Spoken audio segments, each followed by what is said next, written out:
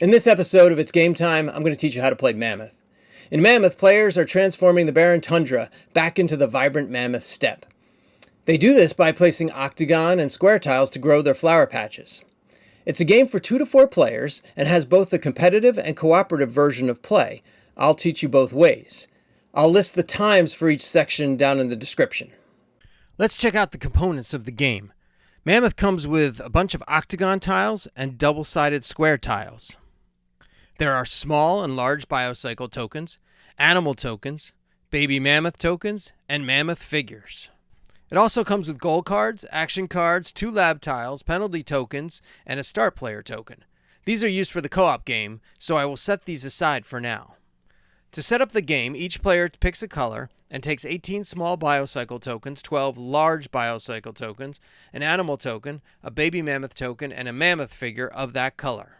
Place the octagon tiles and the square tiles by the game board within reach of the players. Depending on player count, you may need to place some octagon tiles face up on the board. For 3 players, place octagon tiles on the spaces marked 2 to 3. For a 2-player game, place octagon tiles face up on the board in the spaces labeled 2 and 2 to 3. The players take a small biocycle token and place it on the 0 space of the scoring track.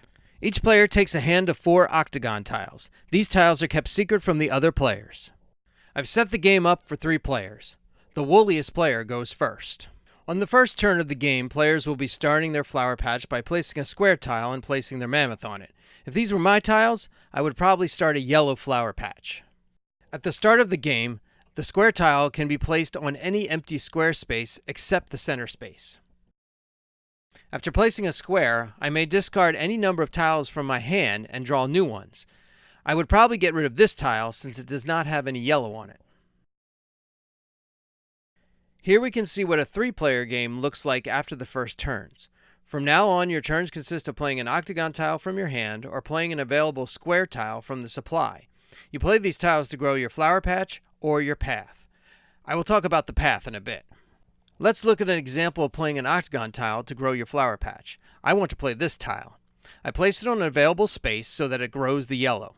I move my mammoth to that tile. Since my mammoth could move directly to the new tile, I place a small biocycle token on the tile I left. I now move my token up 1 space on the scoring track for that small biocycle token. I replenish my hand of octagon tiles so I have 4 again. Let's say it's my turn again. I'm going to grow my flower patch by placing another octagon tile. I move my mammoth to the new tile. Since my mammoth moved through another tile to get to this tile, I do not drop a small biocycle token.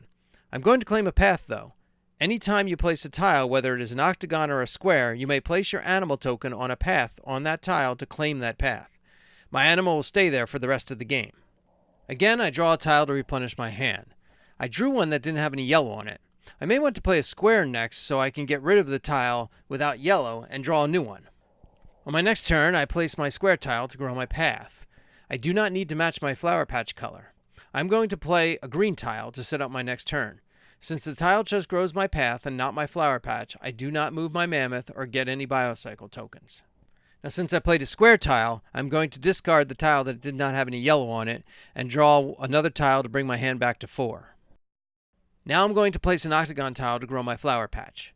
I move my mammoth to the new tile. My mammoth moved right to the new tile, so I drop a small biocycle token.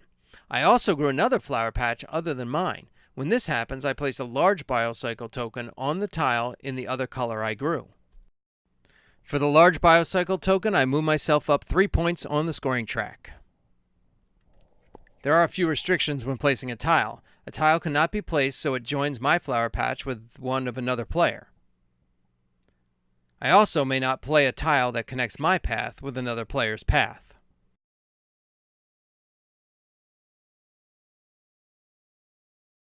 If either I or another player plays a tile so that I can no longer add a tile to grow my flower patch, I remove my mammoth and score the patch. I get 1 point for each tile in my patch. 1, 2, 3, 4, 5, 6, 7, 8. On my next turn, I can restart my mammoth by placing a square of any color on an empty square space. Once per game, I may use my baby mammoth token to take an extra turn. After I take a turn, I can flip my baby mammoth over to the full-grown side and immediately take another turn. The game ends when the last octagon tile is placed. Players score the flower patches that currently contain their mammoths and their paths. Everyone gets 1 point per tile in their flower patches and 1 point per tile in their paths. Whoever has the most points after final scoring is the winner. Well, that's how you play the competitive version of Mammoth. Now I'll go over the co-op version. I'm going to add the components from before that relate to the co-op game. They consist of 2 lab tiles, a start player token, penalty tokens, color goal cards, path goal cards, and action cards. Setup for the co-op is a little different. You do not put out face-up octagon tiles for 2 to 3 players. You do put the lab tiles on the spaces marked with an L. The color gold cards are shuffled and one is picked at random. The path gold cards are shuffled and one is also picked at random. The wooliest player is given the start player token. Place 1 biocycle token of any color on the 0 space of the scoring track. Each player still gets 4 tiles to start the game. Some action cards have a 3+ or a 4+ on them. For a 3-player game, add the 3+ cards, and for a 4-player game, add the 3+ and 4+ cards. The players now look at the goals for their game. In order to win the game, they need to meet both the color goal and the path goal. The goals have different levels depending on the number of players. In this game, we need to create a yellow flower patch of 24 tiles for a 3-player game. We also need to create a path that connects the 2 labs. Also, the other player's path must be at least 7 tiles long. The gold cards also have a number of points on them. As a group, we must score that many points in just biocycle tokens. In the co-op version, flower patches and paths are not scored for points. The first thing the players must decide is where to start their mammoths based on the goals. The players can share the types of tiles in their hands but may not show the tiles. In our game, the player with the strongest yellow starting hand should pick yellow and focus on building that big flower patch. The other 2 players probably should pick a different color. One of the other players should start by a lab and immediately claim a path. That player can focus on building the path between the labs. The other player can help with the goal when possible and should focus on biocycle points. The actions work differently in the co-op game. Instead of just playing an octagon tile from my hand or a square tile, I will be picking an action card and taking the action shown on the card. Here are the available actions. This is the octagon tile action card. When you play this card, you must play an octagon tile from your hand to grow your flower patch or your path. Biocycle tokens are scored the same way as they are in the competitive game. When playing a square tile action card, you place an available square tile to grow your flower patch or path. Again, biocycle tokens are scored as they are in the competitive game. You may then trade in tiles from your hand. You may also choose not to place a square tile and just trade in octagon tiles. If you play an any tile action card, you may play a square or an octagon tile to grow your flower patch. You may not place a tile that just grows your path. Your mammoth must be able to move to the new tile without having to move through another tile.